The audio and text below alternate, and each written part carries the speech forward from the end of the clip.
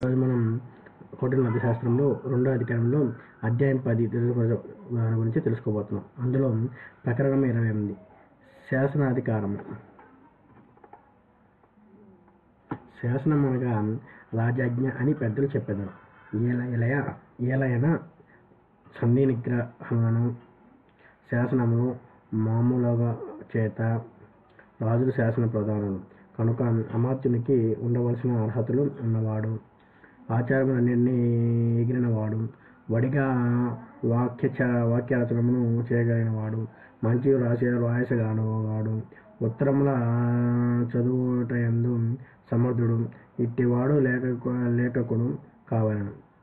అతడు రాజాజ్ఞను శ్రద్ధగా వినిన దానిని అర్థము స్పష్టముగా తెలియనట్లు లేఖను రాయవలెను. రాజునకు లేఖలలో దేశము, స్వామ్యము, వంశము, నామధేయములను రాజు కాని వారికి లేఖలలో దేశము, నామధేయములను పేర్కొనవలెను.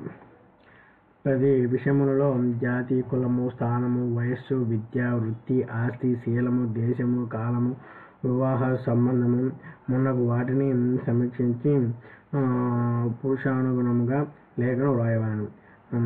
అర్థక్రమము, సంబంధము, పరిపూర్ణత, మాధుర్యము, ఔదార్యము, స్పష్టత్వము ఇవి లేఖకు ఉండవలసిన గుణములు. ప్రధాన విషయమునకు మొదట వివరించి విషయములన్నింటినీ చక్కగా క్రమబద్ధము చేయుటయే అర్థక్రమము. లేఖలో మొదటి నుండి ఆఖరి వరకు పూర్వాపర విషయములలో పరస్పర వైరుధ్యము లేకుండాట సంబంధము, విషయమందు, మాటలందు, అక్షరములందు హెచ్చుతగ్గులు లేకుండాట, చెప్పవలసిన విషయమును, హేతువులయు, ఉదాహరణములయు, దృష్టాంతములను, మూలమును, మాటల అర్థస్ఫూర్తి మామూలను పూర్తిగా వివరించుట పరిపూర్ణత, రంజింపచేయు అర్థమును సులభముగా తెలియజేయపరచుట, మాటలతో చెప్పుట మాధుర్యము, గ్రామ్యములను గాని మాటలను వాడుట ఔదార్యము, ప్రతి తీగగల మాటలను వాడుట స్పష్టతను, అకారిది వర్ణములు, అన్నవయములు, వర్ణ సముదాయము, పదము, అధినామము, అఖాతము, ఉపసర్గ, నిపాత అని 4 విధములు.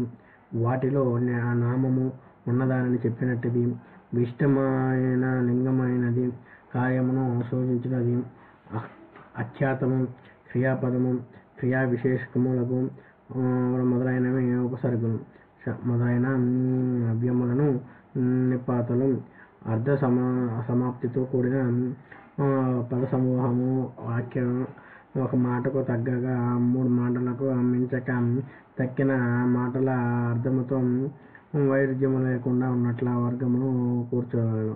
లేఖను ఇతి అను మాటతో, వాచికం, అశక్తి అను మాటలతోనూ పూర్తి చేయవలెను. నింద, ప్రశంస, ప్రశ్న, ఆఖ్యానము, చెప్పుట, అర్థన, ప్రార్థన, ప్రత్యాఖ్యానము లేదనుట, ఉపలంబము, దూషణ, ప్రతిషేధము, నిషేధము, చోదన, ఆజ్ఞ, సాంత్వనము, అభ్యుపపత్తి, సహాయము, అభిప్రతినవి, బెదిరింపు, అనునయము లేఖలలోని విషయములు ఈ 13కి సంబంధించినవి. 25, 37 ఒక వంశ శరీర కార్యములోని లోపములను చూపెట్టుట నింద, వాటిలో గుణములను చూపెట్టుట ప్రశంస. ఇది ఎలాగు అనుట పృచ్ఛ, ఇలాగు అనుట ఆఖ్యానము, ఇమ్ము అనుట అర్థన, ఇయ్యను అనుట ప్రత్యాఖ్యానము, ఇది నీకు తగదు అనుట ఉపలంబము, అలాగు చేయుట అనుట ప్రతిషేధం, ఇలాగు చేయవలెను అనుట చోదన, నేను నీ వాడను, నాది అంతయు నీది అనుట సాంత్వనము, కష్టకాలమందు సహాయం, అభ్యుపత్తి, భవిష్యత్తులో సంభవించుచున్న ప్రమాదములను సూచించుట, అభివృద్ధిని కార్యార్థము చేసినది, వాగ్దానములను చెల్లించక పోయినప్పుడు చేసినది, కష్టకాలమందు చేసినది అని అనునయము